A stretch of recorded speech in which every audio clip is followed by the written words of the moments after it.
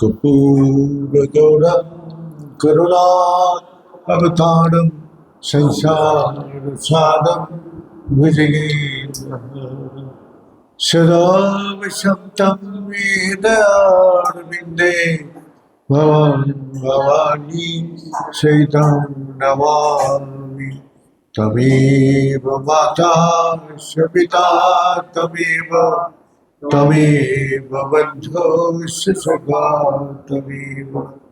तमेव विद्यार्थविदं तमेव सर्वं मम देव ॐ पूर्णमद पूर्णमिदं पूर्णात् पूर्णमुदच्यते पूर्णस्य पूर्णमादाय पूर्णमेवावशिष्यते। ओम शांति शांति शांति। नारायण हरि ओम नारायण हरि ओम शिव शिव हर हर शिव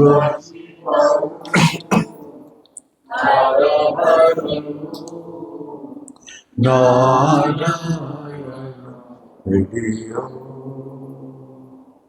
नारायण हरि ओम परमात्मा अंतर्यामी परमात्मा अंतर्यामी परमात्मा अंतर्यामी परमात्मा अंतर्यामी नारायण हरि ओम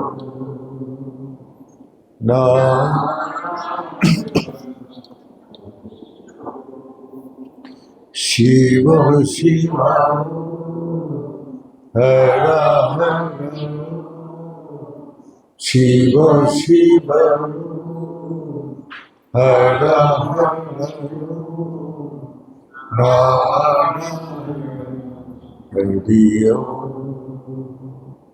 नारायण हरि ओम नारायण हरि ओम।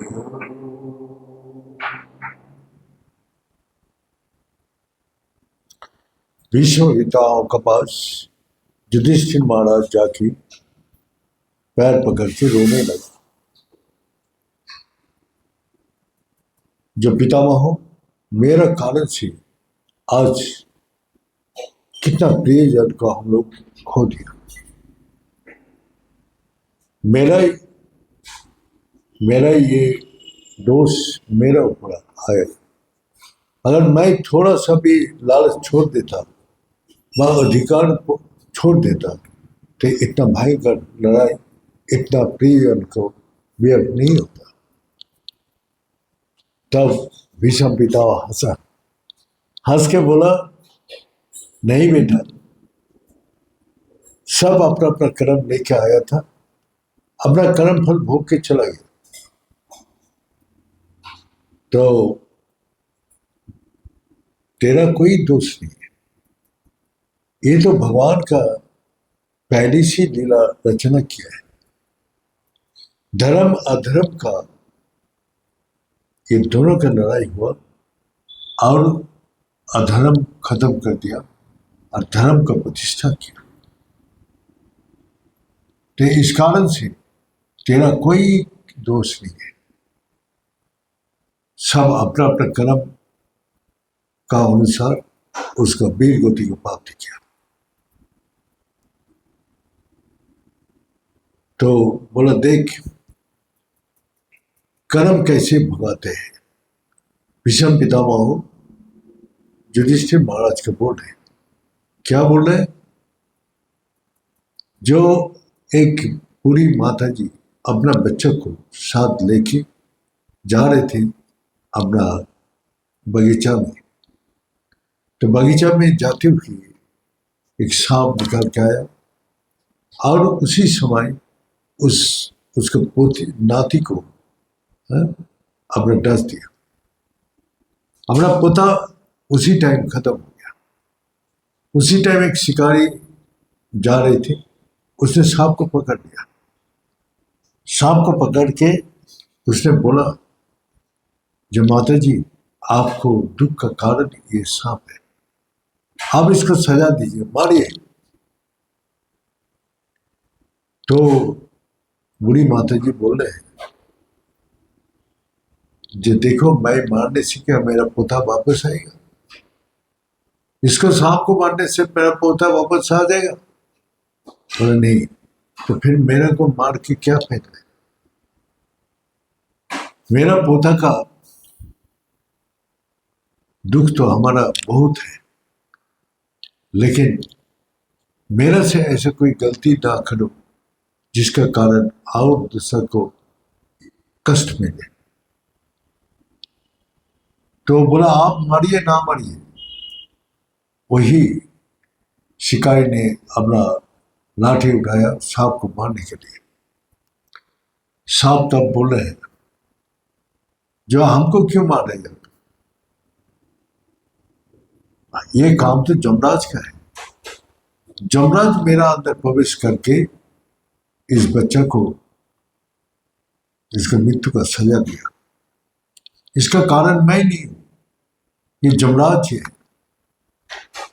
जमराज जी वहां आया, बोले मेरा को क्यों आप दोषी ठहरा रहे, मैं इसका दोषी तो नहीं हूं, क्योंकि ब्रह्मा जी जैसे लिख दिया मैं उसका अनुसरण कर्म किया। ब्रह्मा जी सृष्टि करता है, उसने जैसे लिख दिया मैं ऐसे ही कर्म किया। तो फिर ब्रह्मा जी आ गए।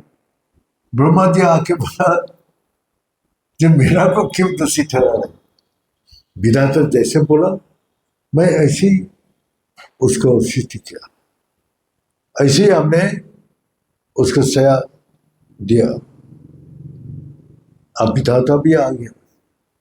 विधाता आके बोल रहे, जो मेरा को क्यों दोषी ठहरा दिया, मैं तो कर्म का फल दिया।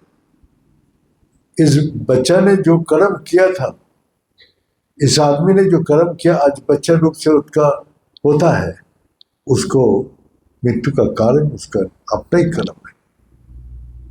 अपना कर्म का कारण ही वो आज उसका मौत हुआ। तो इसीलिए युधिष्ठिर को समझा रहे, देख बेटा, इसका मृत्यु का कारण कोई नहीं है, सब अपना अपना कर्म लेके आया था और कर्म फल भोग के सब चला गया। तो इसको जब जिसका वीर गति प्राप्ति करने का था, सब अपना चला गया। तो इसी प्रकार कुरुक्षेत्र में वही ब्रह्म सरोवर है, अभी भी वहां तर्पण करने के लिए सभी जाते हैं कुरुक्षेत्र में। तो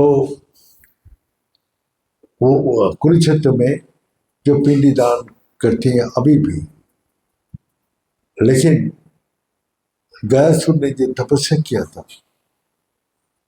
तो गयासुर के तपस्या से 3 स्थान में प्रसिद्ध है। गयासुर ने बोला, जो एक बद्रीनाथ में है, ब्रह्म कपाल, जहां पिंडी दान करने से उसका मुक्ति हो जाती है। और यहाँ नारायण शिला है हरिद्वार में, जहां पिंडी दान करने जाते हैं, वहां पिंडी दान करने से उसको भी मुक्ति हो जाती। और एक गया में, बिहार में है, जो गया में जाके उसको पिंडी दान करने से उसको मुक्ति हो जाती। तो इसी प्रकार जो है 3 स्थान में ये महत्व है।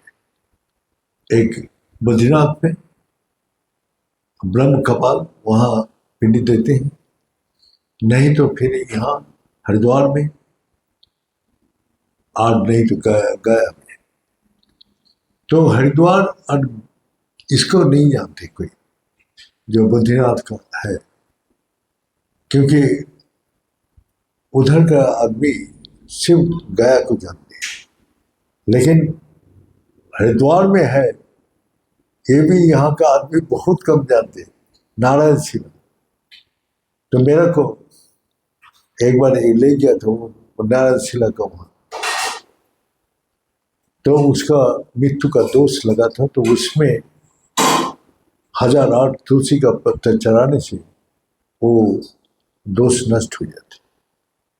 जैसा चतुष्पाद दोषपाद त्रिपाद दोष जब लगते हैं तो उसको देने से खत्म हो जाते। तो मेरा को एक बार ले गया था, तो वही पिंडीदान करती है। तो यही पिंडीदान करने का उद्देश्य क्या है?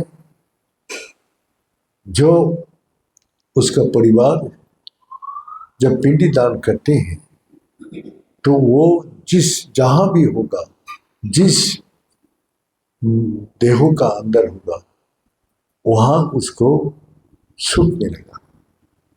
इसीलिए नाम गोत्र से वो पिंडीदान किया जाता है, नाम गोत्र से। तो वही गोत्र जो है वहाँ पितृकुल और मातृकुल का गोत्र होता है, और उस गोत्र का अनुसार हम जो दान पिंडी सत्कर्म करते हैं तो हमारा पूर्वज को मिलता है। तो वहाँ पितृलोक में जाते हैं, पितृलोक उसको देखते हैं जो वो कहाँ है। अगर पशुजोनि में है तब भी उसको पशुजोनि में उसको कष्ट नहीं होता है, उसका आराम से जिंदगी बिताते थे। अगर वो मनुष्य जोनि में है तो किसी भी परिस्थिति में है तो उसको वहाँ भेजते हैं शुभ कर्म।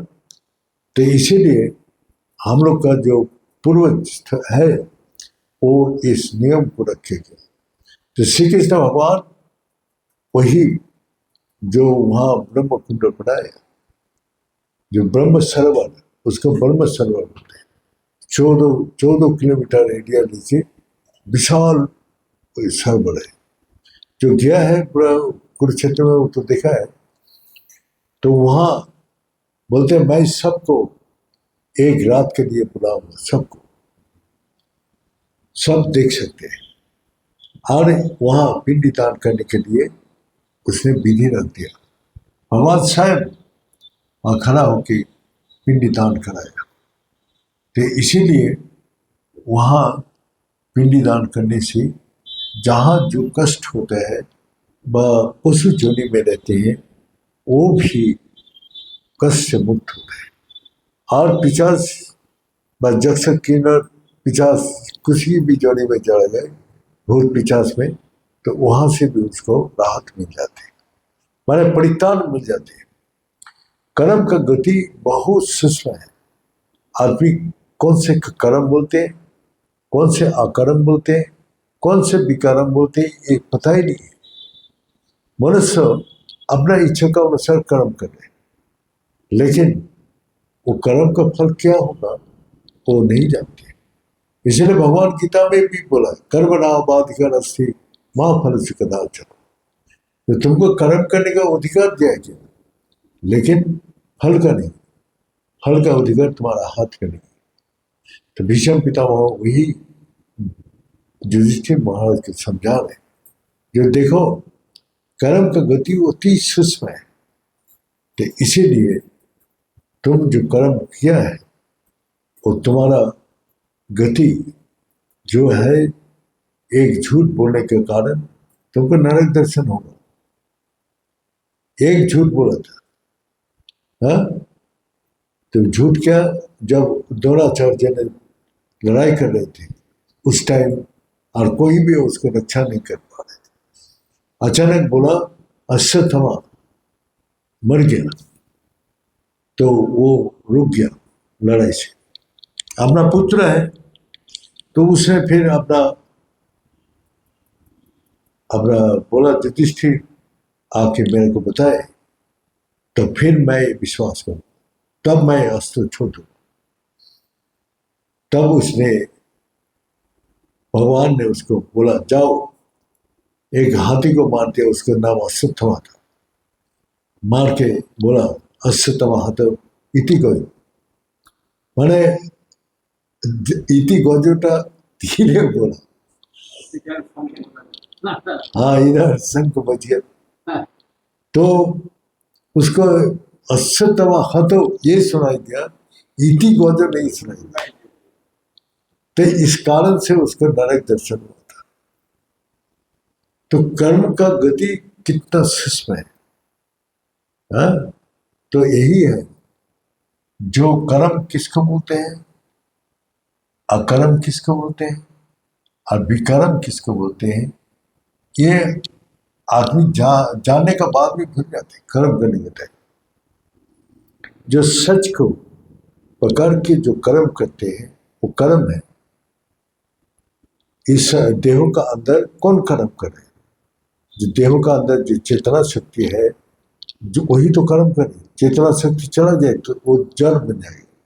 तो देहो जब जड़ होता है तो कर्म नहीं कर सकते। तो क्या है, जब वो चेतना शक्ति से हम कर्म करें। चेतना शक्ति किसका है, वही परम ब्रह्म का है, वही आत्मा है, वही ईश्वर का शक्ति है। जिस शक्ति का कारण ये देहो सच लग रहा है, और यही देहों को पकड़ के हम कर्म करते हैं। तो इसमें सच को पकड़ के जो कर्म करते हैं, वह सच को जान के जो कर्म करते हैं, वो कर्म बंधन से मुक्त हो जाते हैं। अकर्म माने जो करने नहीं है, जो झूठ कर्म, झूठ ये संसार है, जगत मिथ्या। तो जो ये झूठ है, झूठ का लक्षण क्या है, जो हमेशा परिवर्तन हो रहे और उसका नाम और रूप है, वही झूठ है। जो हमारा देहो हमेशा परिवर्तन हो रहा, हमारा मन परिवर्तन हो रहा, हमारा बुद्धि परिवर्तन हो रहा, तो ये कभी भी आदमी को शांति सुख आराम देगा नहीं। कितना भी वो इस संसार कर लिए कर्म कर लिए, कभी भी उसको पूरा नहीं कर सकते, ना उसको शांति, ना आनंद, ना सुख मिल सकते। कितना भी वो पैसा का ढेर बना दे, कितना भी मकान बना ले, कितना भी संपत्ति बना ले, लेकिन भगवान का जो भक्ति में जो आनंद शांति सुख है, उसमें और कहीं भी नहीं है। और सब धन से भी अधिक धन वही है शांति। शांति बाजार से खरीद के नहीं मिलता है, ना आनंद खरीद के मिलता है। तो इसीलिए वो वस्तु छोड़ के और चेतना शक्ति में ही वही आनंद है, वही शांति है, वही सुख है। और अकर्म माने वही जो ना करना, और माने ना, जो कर्म जो ना कर, तो जो कर्म ना करे वही अकर्म है। और विकर्म क्या है, विकर्म जैसे हमने गपशप मारे, जिसका कोई कर्म का कोई वैल्यू नहीं है, जो अपना सो रहा उसको कोई वैल्यू नहीं है, उस कर्म का कोई वैल्यू नहीं है। और जो अपना ताश खेल रहे, अपना घूम रहे, अपना कोई कारण नहीं है तब भी इधर उधर घूम रहे, लेकिन उद्देश्य विहीन कर्म ही विकर्म है, जिसका अंदर कोई उद्देश्य नहीं है। तो इसीलिए हम लोग का ये कर्म अकर्म और विकर्म बहुत ही सूक्ष्म है। इसीलिए जो कर्म करते हैं, कर्म करने वाला को कष्ट होता है, लेकिन अंतिम में उसको सुख आनंद शांति मिलता है। तो इसलिए जो भी, जैसे एक बच्चा खेलने में बहुत अच्छा लगता है, आनंद आते है, वो खेलता है, पढ़ाई छोड़ दिया, तो पढ़ाई करने में कष्ट होता है, तो पढ़ाई करने के टाइम नींद आती है, पढ़ाई करने के टाइम हमको बहाना पकड़ते, फिर भूख लग गया, ये लग गया, तो बच्चों को पढ़ने के लिए आनंद नहीं आता। लेकिन जो पढ़ लिख के जब बड़ा होते हैं तो उसमें हमेशा के लिए वो ज्ञान उसका आनंद देते हैं, उसको ताकत देते हैं, उसको सम्मान प्रदान करते हैं। तो इसीलिए ज्ञान अर्जन करना बहुत ही परिश्रम का काम है। लेकिन हमको इस संसार में घूमना फिरना, खेलना कूदना, अपना सब कुछ अच्छा लगता है, लेकिन उसको आनंद उसी टाइम मिलता है, बाद में हमको दुख की भोगना पड़ता है। तो इस कारण से भगवान बोल रहे हैं तुमको ये संसार में भेजा है कर्म करने के लिए। तो कर्म का बात तुम पहले जानो, सच ही कर्म है। सच को जानने के लिए जो हम कर्म करते हैं वही कर्म है। बाकी और भगवान के दरबार में कोई भी वैल्यू नहीं है। ये संसार का कर्म कितना भी निष्ठापूर्वक करो नहीं है, उसका वैल्यू नहीं है। वो सभी यहाँ का यही नहीं है।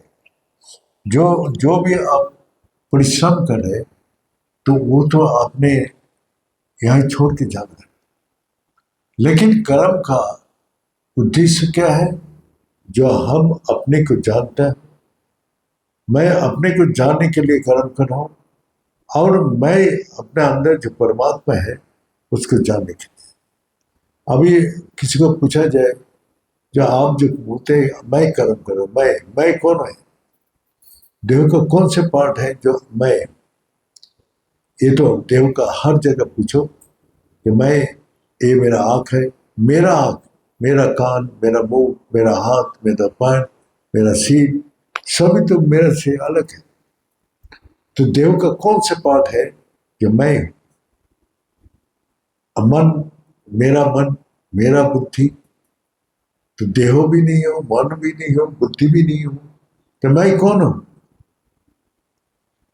मैं अपना चेतना स्वरूप, जिस चेतना का साथ आए हैं उसका आत्मा का साथ आए हैं, आत्मा का साथ रह रहे और आत्मा का साथ ही जाना है। खाली हाथ आया और खाली हाथ जाना है। यहाँ जो भगवान जो चीज दिया है, ये सत कर्म के लिए चीज दिया। जो सत कर्म करके जाएगा वही कर्म, ज्ञान और यही उसके साथ जाएगा। जितना भी महापुरुष इस संसार में आया वो लोग वही परमात्मा को जानने के लिए कर्म किए, और वही कर्म और ज्ञान आज भी संसार में अमन है। आज भी किताब पढ़े, क्या चैतन्य बाबू का हो, क्या रामकृष्ण परमहंस का हो, कि सही दिशाएं होता, उसको शांति मिलता है, आनंद मिलता है, उसको मार्ग दर्शन होते हैं। जो वो जब कष्ट होता है, दुख होता है, अशांति होता है, तब उसको अंदर लाइट देते हैं। अंधेरा में हम भटकते रहते हैं, हमारा भविष्य अंधेरा में, कहाँ जा रहे कुछ भी पता नहीं। लेकिन उस लाइट जब आती है तो हमारा जो अंधकार दूर हो जाती है।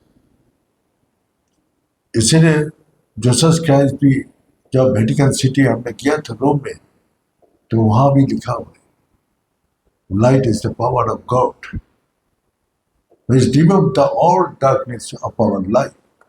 जीवन का सारी अंधेरा उसको दूर कर देते। उस प्रकाश ईश्वर का शक्ति है।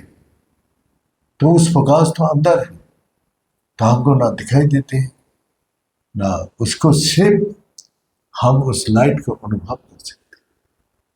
तो इसलिए